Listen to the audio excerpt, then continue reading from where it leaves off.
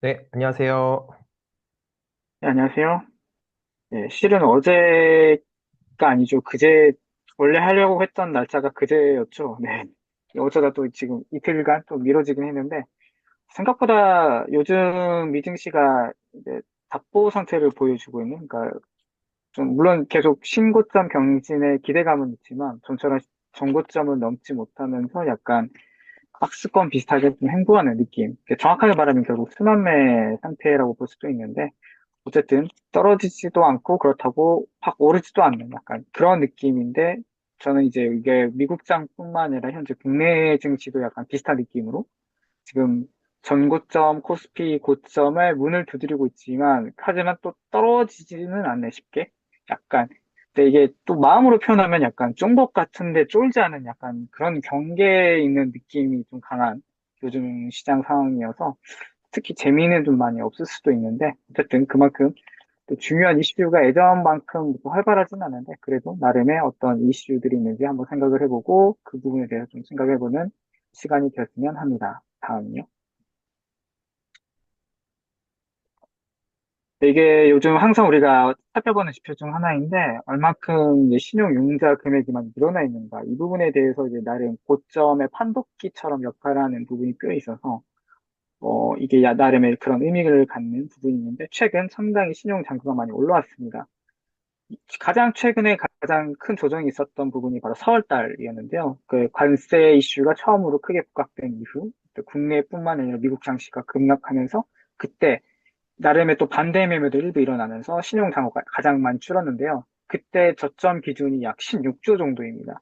그런데 지금 그 16조, 5조, 16조, 5조 사이에서부터 쭉 올라와서 벌써 22조까지 지금 늘어나 있는 상태고요.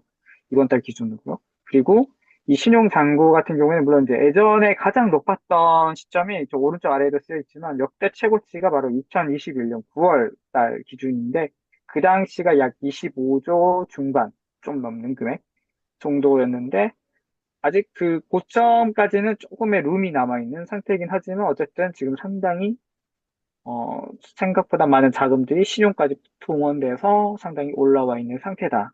근데 이게 뭐 최고점이란 의미까지는 말할 수는 없지만 어쨌든 그만큼의 경계심을 가지면서 이제 시장을 봐야 된다라는 의미로서 현재 두고 왔고요.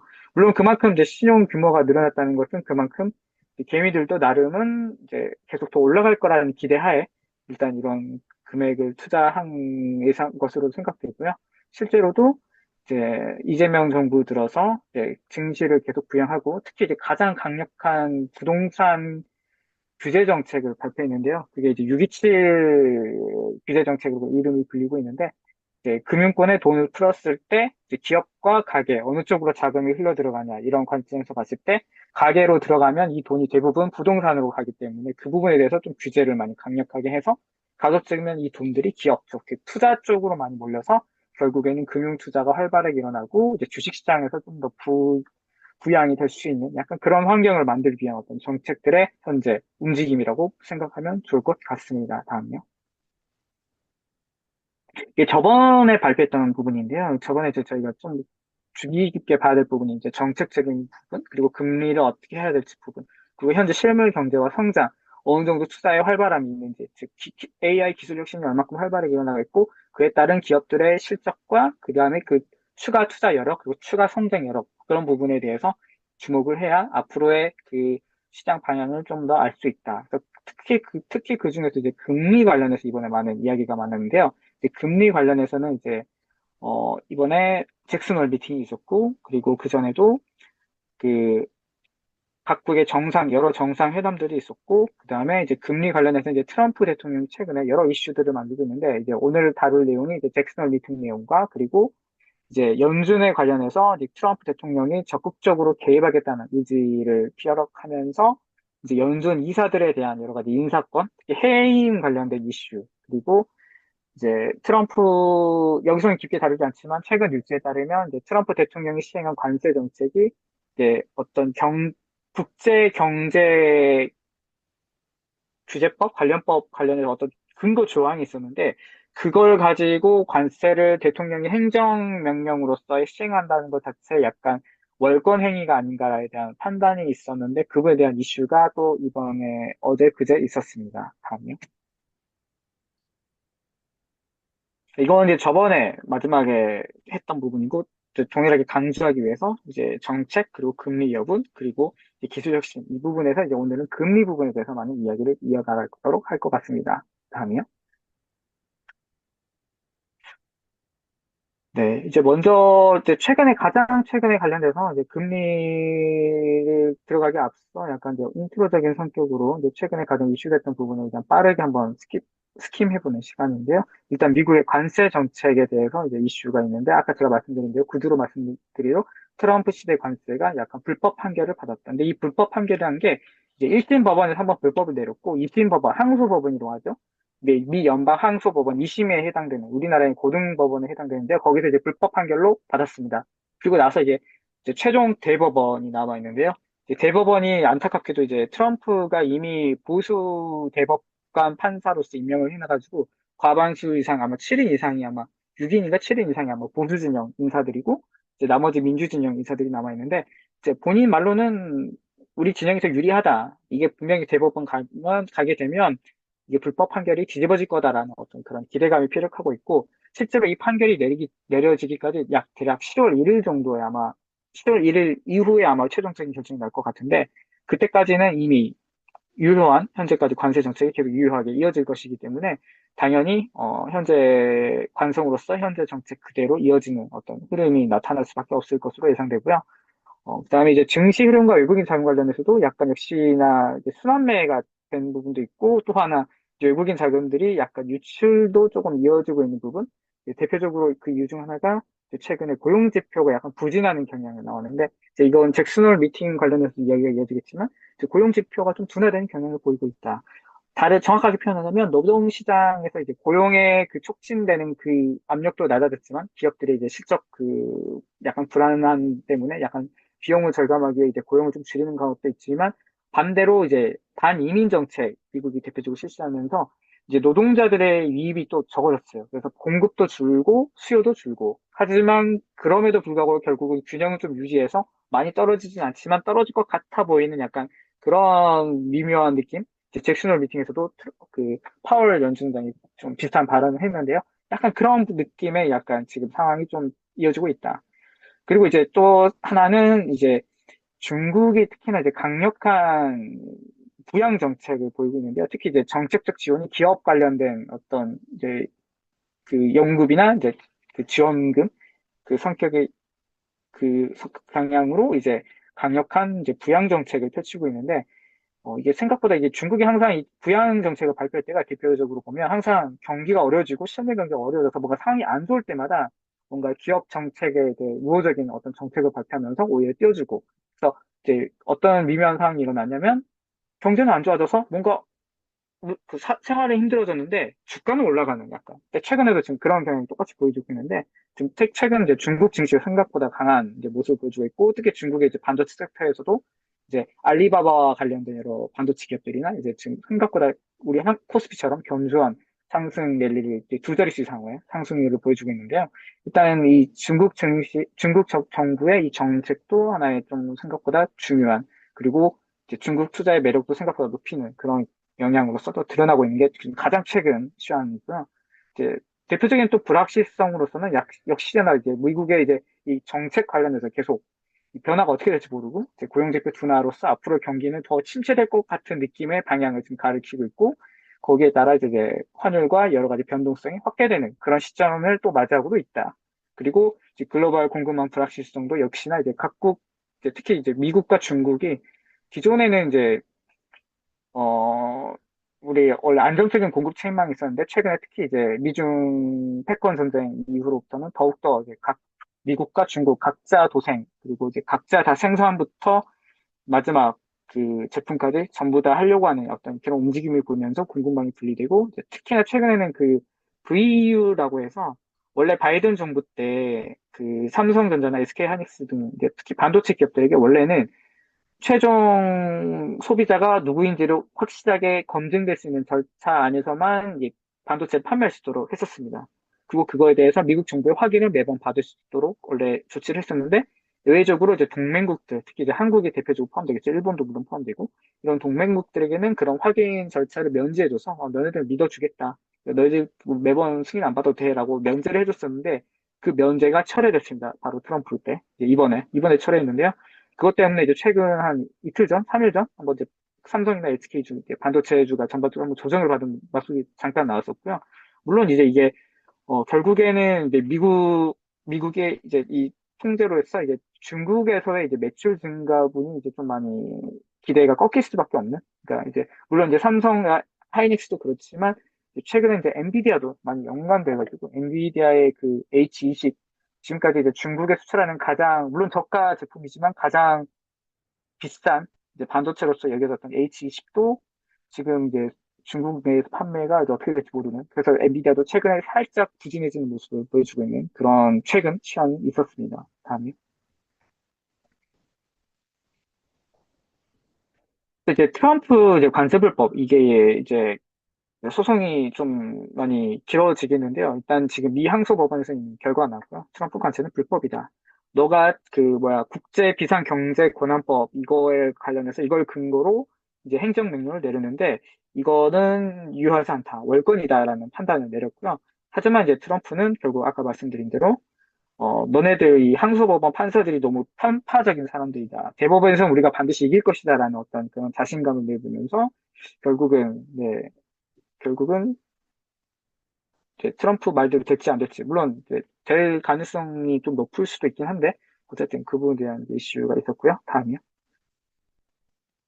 이제 잭슨홀 미팅이 이제, 이거 물론 9월 달에 이제 최종적으로 이제 금리 인하 여부가 나오겠지만, 이제 잭슨홀 미팅이 이제 예전에 폴 벌커 때 이후로 이제 계속 꾸준히 이제 미 연방 총재들과 그다음 연준 이사들이 모여서 이제 그곳에서 매년 이제 행사를 가지고 있는데요.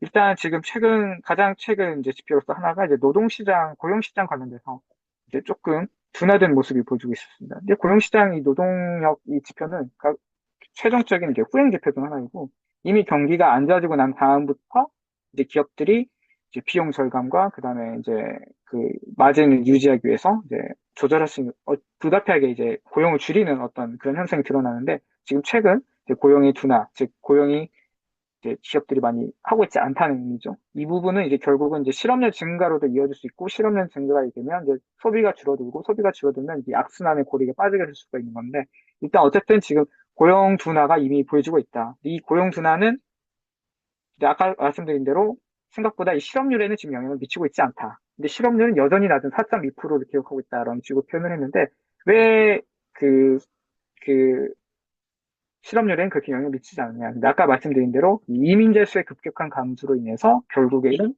그 노동력의 공급 부분이 줄어들고 기업들의 고용 수요도 줄어들고 이 둘 다 줄어들었기 때문에 결국은 최종적인 실업률 자체에는 그렇게 나쁜 영향을 미치지 않았다. 그 부분에 대해서 이제 이야기가 있는 건데요. 다음 슬라이드요. 이제 이 부분에 관련돼서는 이제 어, 네, 기묘한 균형 상태라고 이제 표현을 했습니다. 정말 이 curious kind of balance. 그래서 이게 뭐 솔직히 말하면 이걸 어떻게 해석해야 될지는 모르겠지만 어쨌든 실업률 자체에는 문제가 없다. 아직까지는 문제가 없다. 즉 급격한 해고 증가와 급격한 실업률 상승으로 이어지는 건 아니다. 하지만 그럴 가능성은 있다라는 부분에서 이제 좀 그냥 넌지시 이렇게 언급을 했는데요. 이 부분은 결국은 경제가 나빠질 확률이 있다라는 것으로 의미를 해서 이제 뒤이어서 결국은 금리 부분을 이제 경기가 나빠지기 전에 선제적으로 대처해야 될 필요성이 생기지 않나 이 부분으로 연결시킬 수가 있는데요. 실제로도 파월 발언은 약간 그 이제 금리 인하 부분에 대한 이제 언급 이제 넌지시 암시하는 느낌의 이제 언급을 하게 되는데요. 다음 슬라이드요. 네, 이제 그 부분을 말하기 앞서 실질적으로 관세가 영향을 미쳤다라는 부분도 또 있었습니다, 언급이. 네, 실제로 네, 저번에도 관세가 실질적으로 인플레이션에 어떤 영향을 미칠까? 과연 이 관세 부분이 이제 이 트리거가 돼서 인플레이션을 얼마큼 자극할 것인가? 그 부분에 대해서는 저번에 한 발표 때도 한번 다룬 적이 있었는데요. 일단 실질적으로도 관세가 결국은 인플레이션을 증가하는 압력을 실질적으로 영향을 발휘했다. 이 부분에 대해서 명백한 언급을 했고요. 이제 실질적인 수치는 이제 PC 물가 기준으로 서비스 지수, 특히 이제 미국 같은 경우에는 이제 소비, 즉, 그 서비스 시장 부분이 전체 GDP의 한 70% 이상을 차지하고 있는데, 그 부분에 대한 이제 수요, 이제 GDP 부분에서 그 부분에 관련된 물가가, 즉, 비용이 올라가면 이제 전체적인, 물가에도 가장 큰 영향을 미치게 됩니다. 그래서 이제 실질적으로도 이 관세가 결국 소비자 물가, 즉, 여러 이제 서비스비라든가 여러 가지 모든 부분에도 상당히 영향을 미쳤다라고 하고 있고요. 이제 이 물가 상승하지만, 뭐 표현은 좀 이건 말장난일 수도 있긴 한데 결국은 일회성과 이제 한 번은 아니다, 한꺼번에 일어나는 것은 아니다라고 해서 약간은 불안을 조금 진정시키는 약간 좀 특이한 워딩이 들어갔었는데요. 일단 올라가긴 올라갔는데 이거 한 번 반영되면 추가적으로 이 관세가 인플레이션을 자극하지는 않을 것이다. 한 번 반영이 되면 그걸로 끝난다. 약간 이런 느낌의 뉘앙스로 일회성이라는 단어를 사용한 것 같고요. 하지만 뭐 일회성 안에 뭐 그 일회성이 뭐 한 번에 일어난다 이 말은 또 아니다. 그러니까 한 번에 일어난 거 아니고 천천히 그 관세 영향이 드러날 건데 이게 한 번 반영이 끝나면 그 이상은 반영되지 않는다. 약간 이런 의미로서 이제 관세가 인플레이션에 영향을 줬다라고 평가를 했습니다. 다음 슬라이드요.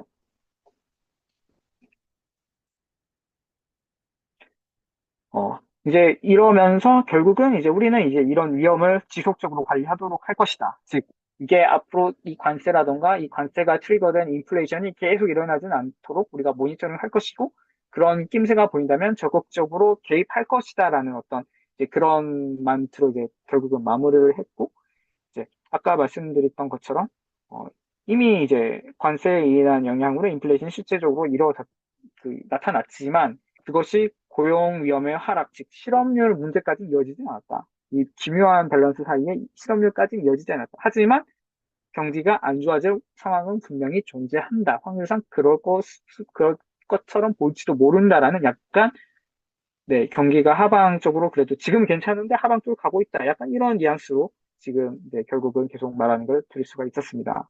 다음 슬라이드요. 그래서 이제 마지막 멘트가 이건데요. 이제는 정책 기조를 신중하게 검토할 수 있다. 이 검토라는 말이 생각보다 여러 가지 의미가 있는데, 이제 중립금리라는 게 이제, 이 중립금리라는 단어를 혹시라도 모르는 분들을 위해서 간단히 설명을 하자면, 이 중립금리는 우리가 누구든지 정확히 알 수 있는 금리는 아닙니다. 알 수 있는 금리는 아니지만, 이제 이상적인, 이제 계산을 하거나 실질적으로 추정될 수 있는 금리로서, 이제 중립금리가 바로 적정금리라고 표현하면 됩니다. 모든 상황, 모든 시장 어떤 그 정확적으로 반영했을 때, 중립금리가 딱 이 정도 금리가 되어야 이제 적정, 이제 인플레이션도 일어나지 않고 그렇다고 이게 저평가가 되지도 않는 가장 이상적인 금리, 이거를 이제 중립 금리라는 말을 표현하고 있고요. 이제 실질 금리가 바로 이제 시장이 정한 금리, 즉 국가가 우리 금리를 지금 몇 프로를 하겠습니다 했을 때 이 부분을 이제 실질 금리라고 합니다. 그래서 이 실질 금리와 중립 금리의 이 차이에 의해서 이제 우리가 이게 고금리로서 이제 자금이 빠져나가냐 아니면 저금리로서 자금이 더 유입되냐 풀리냐 약간 이런 이제 가볍게 생각할 수 있는 그런 부분의 기준이 되는데요. 이게 중립금리가 결국 이상금리고 실질금리는 현재금리입니다. 그래서 이 실질금리를 중립금리보다 아래로 내렸을 때가 이제 시장이 환호할 수 있는 어떤 분위기가 그 시장이 되는 거고요. 이 중립금리보다 실질금리가 높으면 결국은 고금리 상태와 비슷한 상태. 그래서 결국은 시장에서 여러 가지 투자하기 여력이 꺼려지고 레버리지 일으키기도 상당히 어려운 그런 환경이라고 볼 수가 있는데요.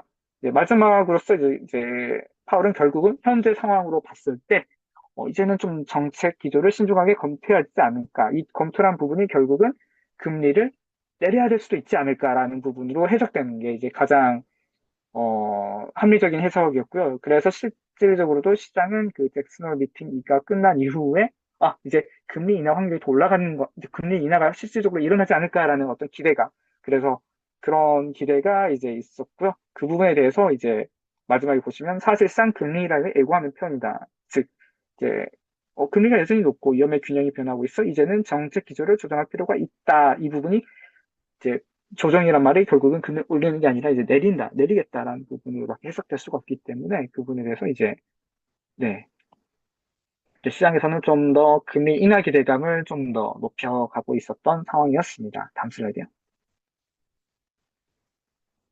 또 원래는 이제 원래는 이제 90%까지 내려간다라고 생각을 했는데, 그 짧은 시간 사이에 다시 좀 75%로 좀 떨어졌습니다. 이제 이 떨어져 있는 게 이제 좀 그 사이에 또 다른 여러 가지 이슈가 있어서인 것 같긴 한데, 제가 여기서는 시간 관계상 여기 부분까지는 못 다루겠고, 일단은, 75% 정도로 이제 실질적으로 9월 때 내릴 것으로 지금 생각되고 있다. 이 부분을 정리하면 될 것 같습니다. 다음이요.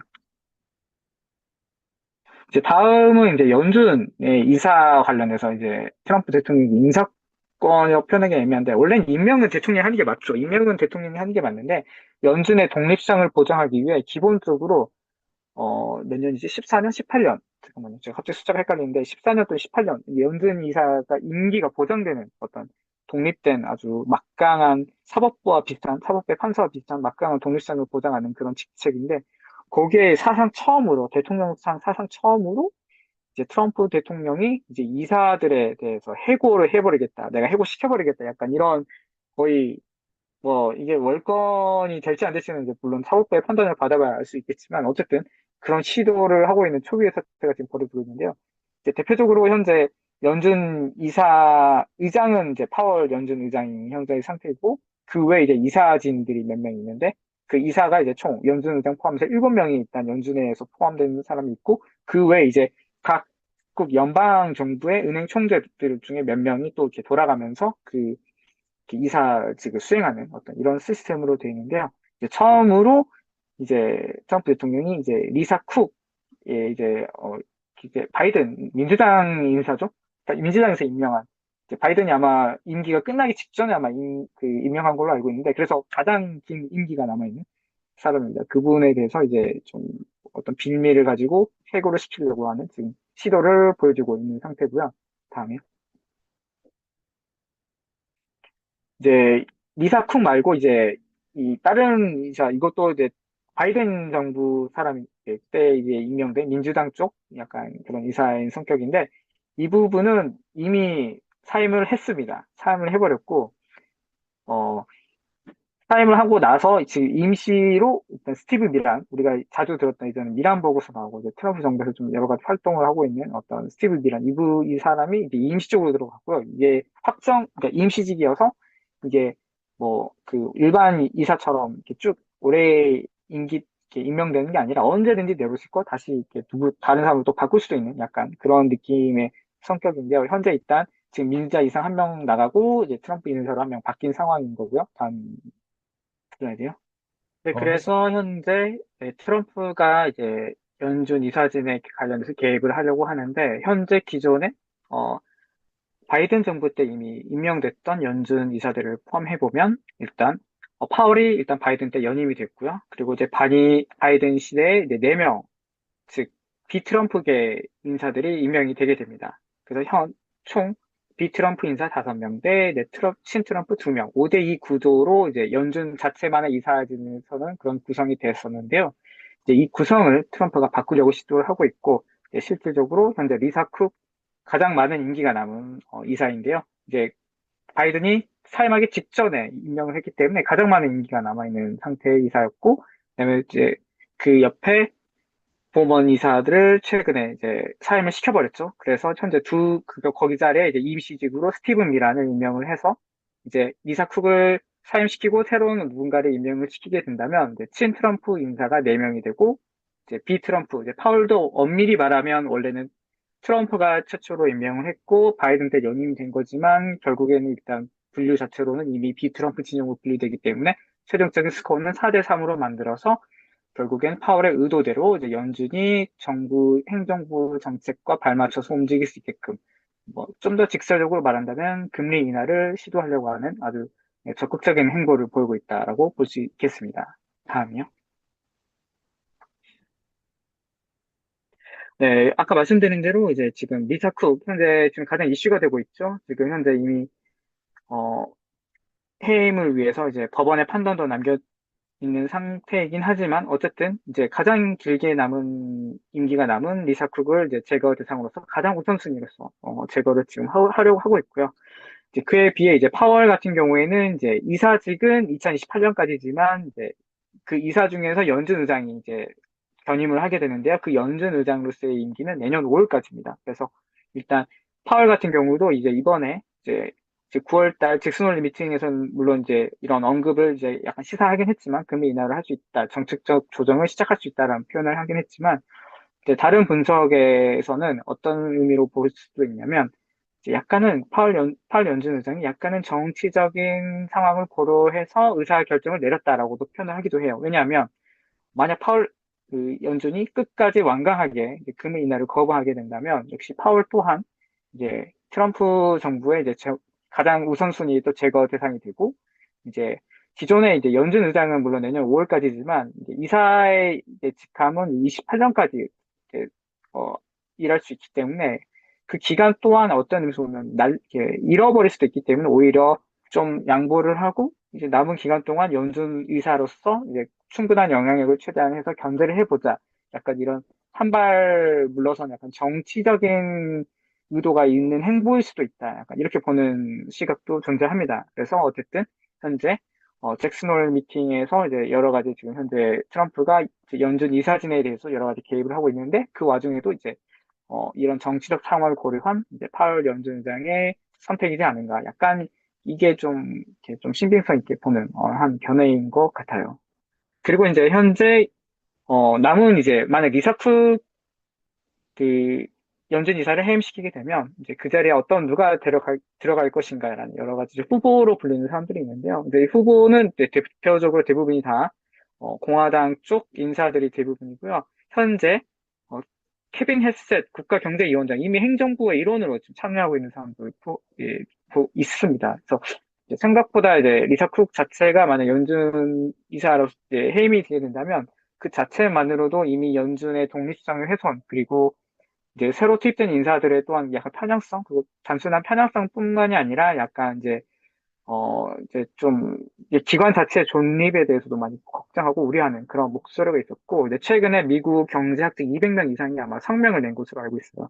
이 트럼프의 너의 그 연준의 독립성 훼손 행위를 멈춰달라. 이거는 정당하지 않다. 이거는 정말 뭐 잘못된 것이고 위법적인 것이다라고 주장하는 성명을 낸 게 최근 소식이 있습니다. 다음 슬라이드요.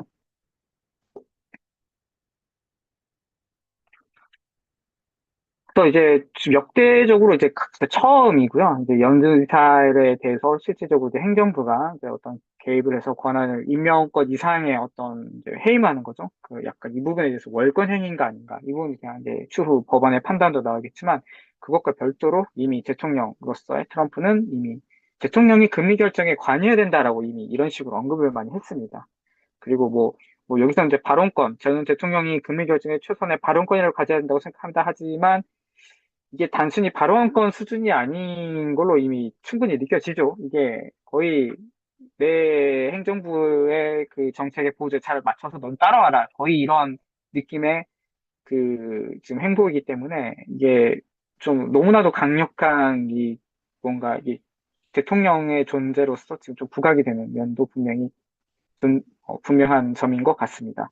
어쨌든 이런 중앙은행의 연준의 독립성 악화는 결국에는 이제 엄청난 끔찍한 결과가 이어지겠다는 여러 우려의 목소리가 계속 나오고 있고, 어, 특히나 이제 뭐 예전에도 이런 뭐 다른 나라에서 이제 이런 비슷한 선례를 봤을 때도 이제 연준은행이 뭔가 독립성이 훼손되고 문제가 생기면 결국에는 많이 안 좋은 결과로 이어졌다는 어떤 역사적인 선례, 이 부분에 대해서도 참고해서 많이 우려의 목소리를 내고 있는 상태가 많고요.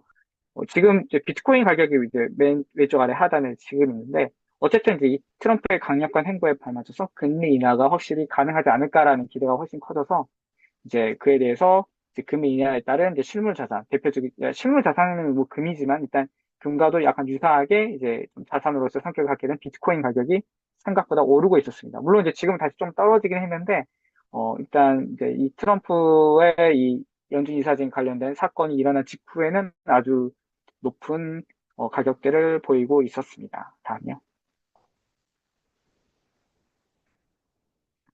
네, 어쨌든 지금 결국에는 이제 지금 미국 증시 앞부분에서도 이미 설명했듯이 약간의 박스권 형태 그리고 순환의 장세가 쭉 나오는 가운데 현재 이제 많은 주도주들이 좀 부진한 상황이 있었습니다. 그래서 지금 미국 증시 같은 경우에는 4월 이후 한국 증시나 중국 증시는 이제 두 자릿수의 수익률을 기록하고 있는데요. 뭐 대표적으로 20 몇 프로 정도 올라서 생각보다 나쁘지 않은 수익률을 보여주고 있는 반면에 미국 증시는 겨우 한 7%, 한 자릿수 수익률, 아마 7% 전후로 제가 기억을 하고 있는데요. 그래서 생각보다 이렇게 많지 않은 지금 수익률을 보여주고 있고요. 이제 대표적인 게 이유 중 하나가 이미 그동안에 많이 고점 논란이 되었던 이제 기술주 위주로의 성장 중에서 이제 기술주들이 지금 생각보다 추가적으로 많이 오르고 있지 못한다. 그 부분이 아마 가장 이제 지수 상승에 큰 수익률이 나오지 못하는 한 부분이 있지 않을까라고 좀 생각해 볼 수 있고요. 각각 개개 기업별로 큰 문제가 있기라기보다는 아마도 네, 이제 산업 사이클 성장에 따라 이제 약간의 성장 둔화 그리고 앞으로의 전망치가 앞으로도 계속 급속한 성장을 이룰 수 있을까 이런 대한 우려도 당연히 존재하는 것 같고요. 플러스 이제 지금 현재 매크로 환경적인 측면에서도 약간 불확실성이 커지고 있는 상황이다. 뭐 이게 합쳐져서 지금의 흐름을 만들어내고 있는 것으로 보여집니다. 다음이요.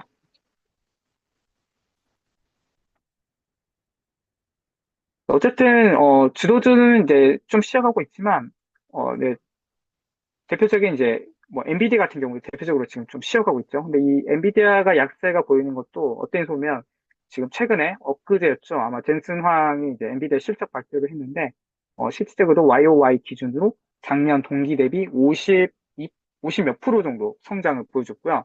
영업이익도 매출도 그렇고 영업이익도 그것보다는 좀 줄었지만 생각보다 견조한 영업이익을 보여줬습니다. 그럼에도 불구하고 살짝 이제 조정을 받고 있는데요.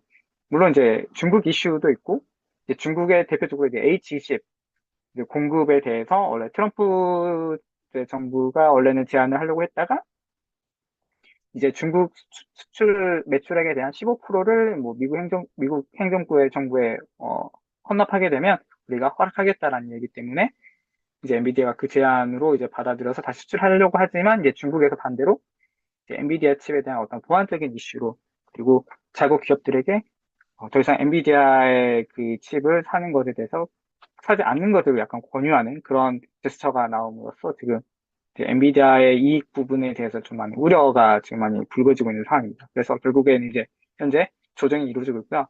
전 개인적으로는 좀 더 큰 틀에서 아까 말씀드렸듯이 기존에 이제 하드웨어 사이클, 그 다음 이제 소프트웨어 사이클, 이제 소프트웨어 사이클에서도 B2B 사이클에 있다가 이제 B2C로 사이클로 넘어가는 것. 이제 최종적인 이제 사이클이 B2C인데 하드웨어, 소프트웨어 B2B, 그다음에 소프트웨어 B2C. 이제 정확하게 말하면 B2C 같은 경우는 이제 소프트웨어뿐만이 아니라 이제 실질적인 실생활, 이제 고객들에게 사용해야 되는 거니까 이제 그 피지컬 AI라던가 아니면 이제 실생활에 사용된 AI 그쪽에 이제 좀 더 포커싱이 된 어떤 기업들이 수혜를 누릴 건데요. 그런 사이클 측면에서 보더라도 엔비디아의 조정은 좀 불가피할 수밖에 없다. 하지만 단순히 엔비디아가 하드웨어 기업이 아니라 이미 이제 소프트웨어적인 그 기업으로서의 면모도 이미 갖춰서 그쪽으로 지금 열심히 확장해 나가고 있기 때문에 대표적인 쿠다 시스템, 쿠다 생태계가 있음으로써 단순한 하드웨어 기업의 이미지는 또 아니죠.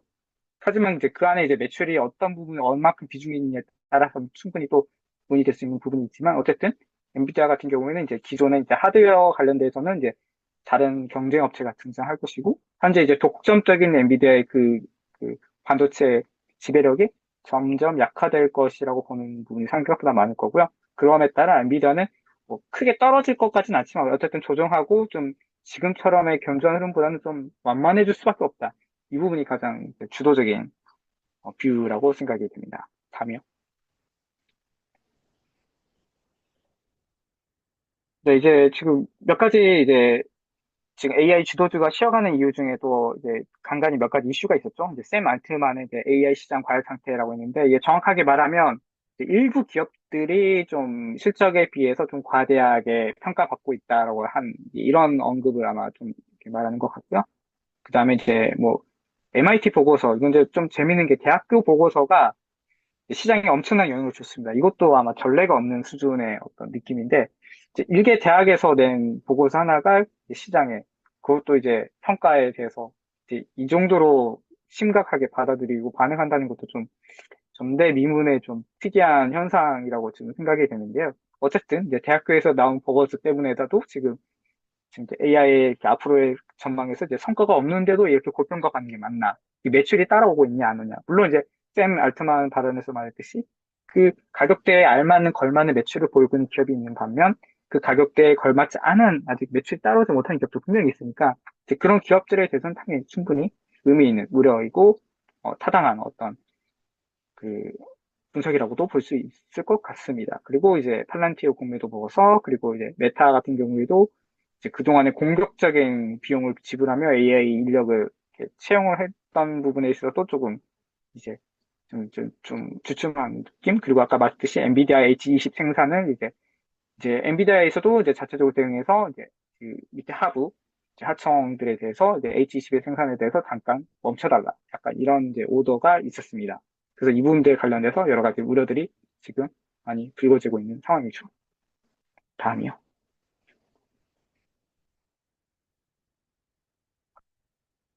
네, 그래서 앞으로 남아있는 지금 지표들이 계속 나오고 있는데요. 이제 9월 달까지 이제 9월 FOMC에서 이제 실질적인 금리 인하가 발표되기 전까지 앞에 이제 고용 지표와 물가 지표, 지금 오늘 이미 물가 지표, 고용 지표 다 나오고 있죠. 그래서 이 부분에 대해서 최종적으로 이제 데이터 디펜던시하게 이제 과연 연준이 최종적으로 어떤 결론을 내릴 것인가. 어쨌든 지금까지는 아직까지는 그래도 이제 시장은 앞으로의 상황이 안 좋을 것으로 전망이 되기 때문에 이제 금리 인하를 할 것이다라는 게 이제 아직까지는 이제 75% 정도 유세한 상황인 것 같습니다. 다음이요. 근데 역사적으로도 9월은 솔직히 그렇게 좋은 투자에 좋은 시기는 아니었습니다. 항상 우리나라 시장도 그렇고요. 그다음에 보통 이미 이제 한 해의 실적을 마무리해야 되는 어떤 기관 투자자라던가 어떤 그런 그들의 이제 그 패턴에 따라서도 일단 실적을 위해서 어떤 이익을 실현하고 이제 어떤 한 해 좀 마무리를 하는 과정이 맞물리면서 이제 실질적으로 이제 증시가 많이 부진한 이제 시즌인데요. 일단 올해 9월도 역시나 변동성이 많이 높아질 수밖에 없는 지금 상황이 점점 만들어지고 있고 좀 이제 불확실성 관련돼서 그리고 이미 지금 상당히 가파른 상승에 따른 피로감 그리고 이제 하반기에 새로운 준비를 위해서라도 아마도 좀 급격한 상승을 기대하기는 좀 어려운 시기지 않나라는 생각이 듭니다. 다음이요.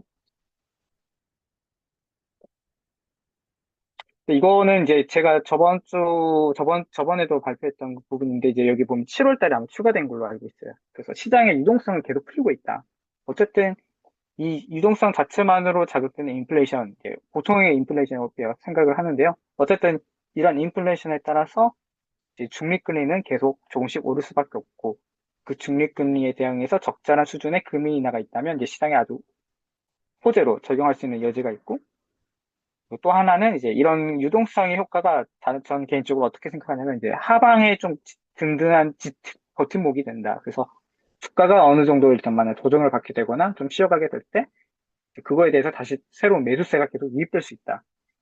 그래서 이 유동성이 이제 정확하게 궁극적으로 표현한다면 저번에도 좀 앞부분에서 말씀드렸듯이 이 유동성이 과연 가계 자산 쪽으로 흘러갈 것인지, 기업 자산에 흘러갈 것인지, 그리고 이 흘러간 자산들이 과연 어디로 돈이 들어갈 것인지. 가장 이상적인 거는 이제 미국 같은 경우를 기준으로 따진다면, 이제 미국 같은 경우에는 이제 기업들에 흘러가게 되면 투자가 더 일어날 수 있는 상황이 될 거고요.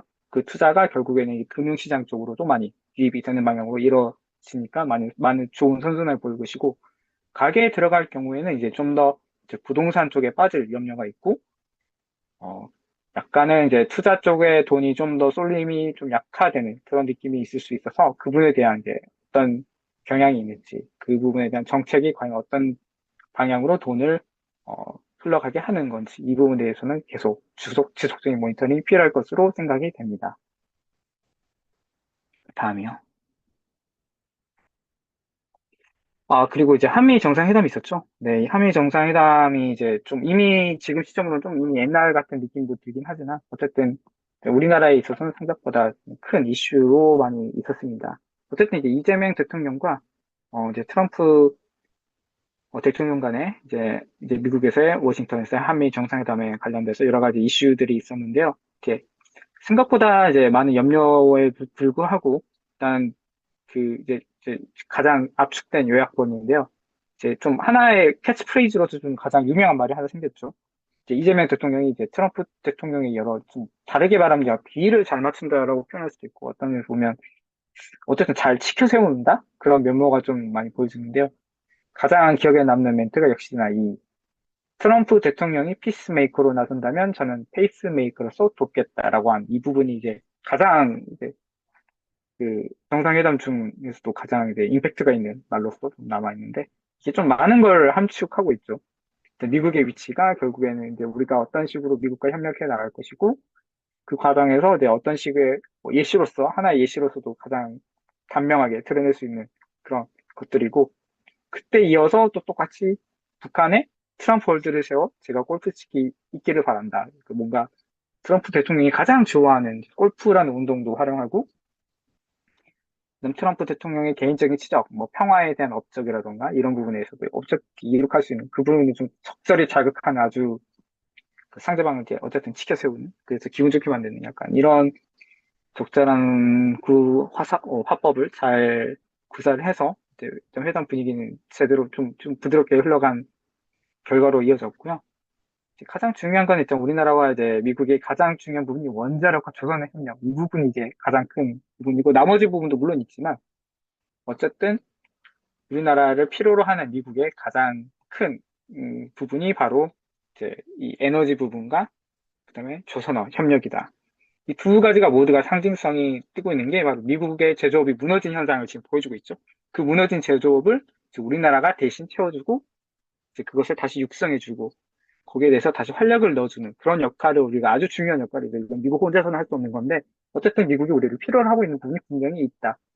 이제 우리가 그에 대해서 이제 좀 맞춰주는 게 이제 무기 구매해주겠다. 그 보잉 관련돼서 비행기 관련돼서 많은 매출을 올려주는 것.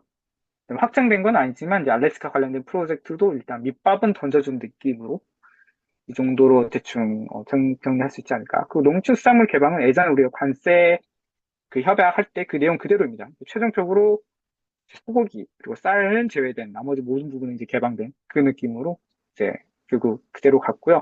추가적인 관세 협정에 대한 뭐 수정 행상이나 이런 부분은 거의 발생하지 않을 것으로 예상이 됩니다. 다음이요.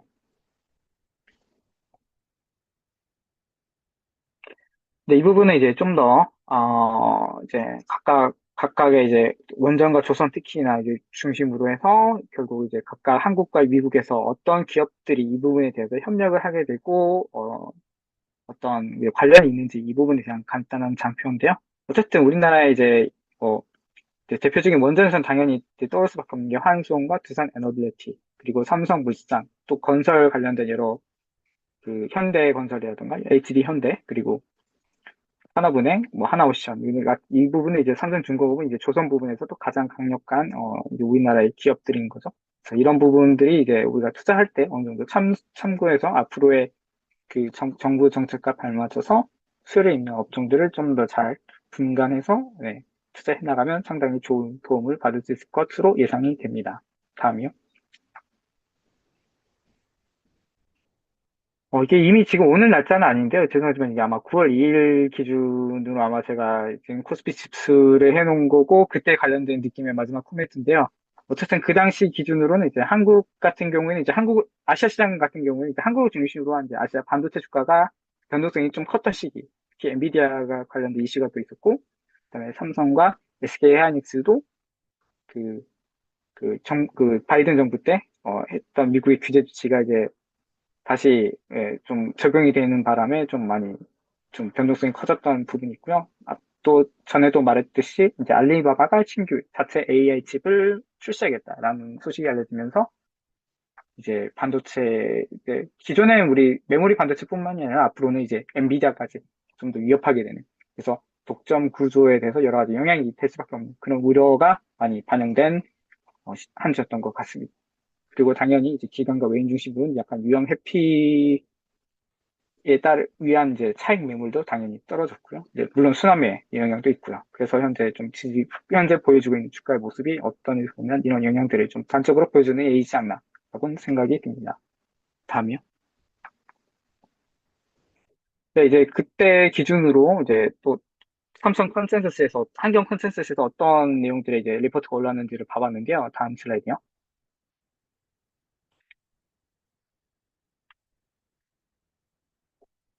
네, 그때 당시로, 아마 이제 현대차 그룹의 생각보다 판매량이 좋아졌다라는 내용이 좀 눈에 띄었던 부분이 하나 있었고요. 네, 그리고 다음이요?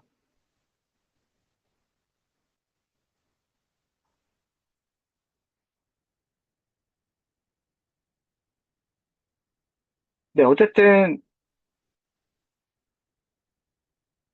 이제 8월, 아까 말씀드린 이제 현대차라던가 이런 관세 이슈에도 불구하고 생각보다 관세 이슈를 많이 받아서 좀 판매량에 영향을 받지 않을까 염려했는데, 이제 물론 미국 기준으로 당연히 그게 맞는데, 유럽향으로는 이제 판매량이 오히려 더 늘어나서, 오히려 전체적인 판매량은 결국 늘어났다. 그래서 관세 영향에도 불구하고 좀 견조한 실적을 보여줬다. 그래서 그런 이제 시각과 이제 불확실성이 이제 또 존재하니까 그 과정에서도 앞으로 수출 모습이 그래 보임에도 불구하고 또 어떻게 보여줄 것인가 이런 부분에 대한 이제 기대가 같이 좀 섞여 있는 좀 약간 그런 좀 혼합된 그런 느낌의 장세를 지금 보여주고 있는 리포트들이 많이 눈에 띄었습니다. 네, 이상으로 발표를 마치겠습니다.